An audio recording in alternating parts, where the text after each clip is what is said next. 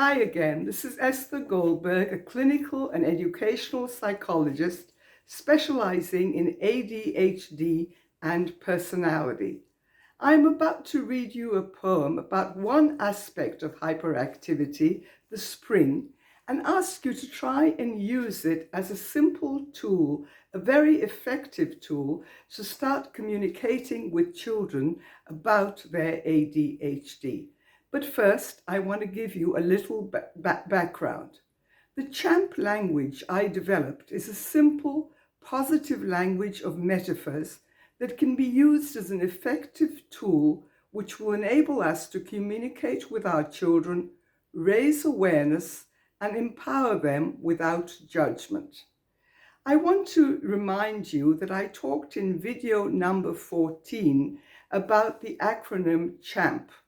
C in the acronym is to choose one component and give it a friendly code name. We will not use a general term such as hyperactivity or ADHD or impulsivity or attention, but we'll try and break it up into its different aspects.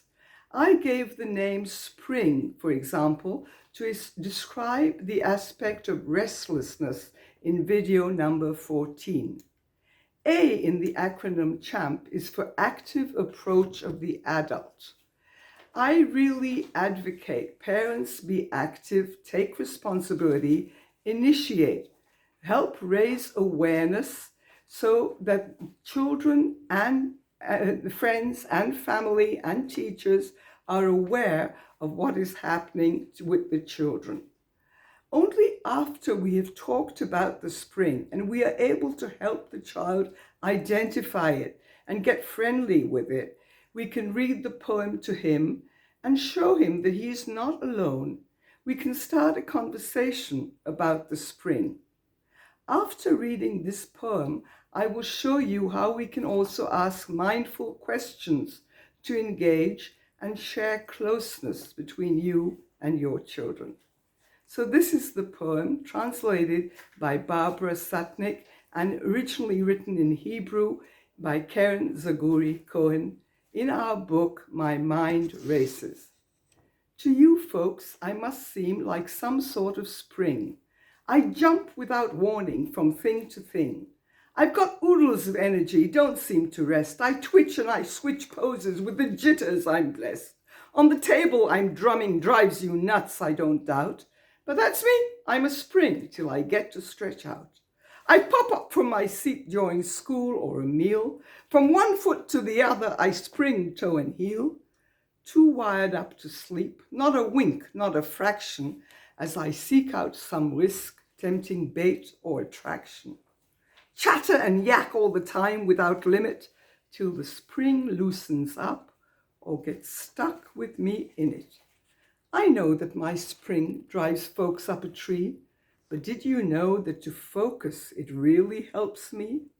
When it seems that I scatter and flutter around, in my head things sort out, I can pin some stuff down. If when home with my family there's less need to fight, I can let the spring spring and not hold it so tight. Then I can save strength when it wants to go bump, to control it when needed and not let it jump.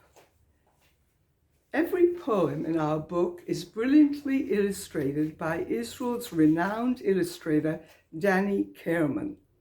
And every poem has an aside for the adult reader and a spotlight on how does this poem enlighten me.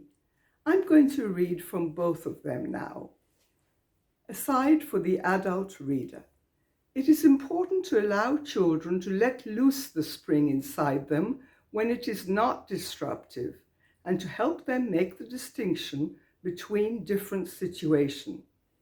The spring disturbs others primarily because of restlessness and physical agitation, but the spring is also extremely positive because it is a source of power that allows us to be speedy and to do things much more quickly than others.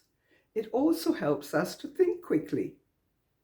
And now from the spotlight, questions that are suggestions for you to start talking to children about themselves to raise awareness. Do you have a spring too? Do you see that the book has been written about a spring? Others have a spring too. Can you tell me which others have a spring? Adults have a spring too. Listen and look and tell me about that.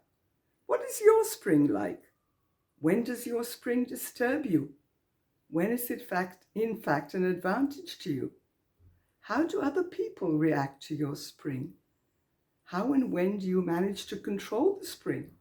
When doesn't it have to be controlled? Do your thoughts also jump? I want to remind you that once we thought of the spring as physical restlessness, but today we know the spring is also in the head. And this is why we called our book My Mind Races. Our thoughts race. You can tell children that this is a source of activity. This is positive. This is a source of creativity. This is a source of genius.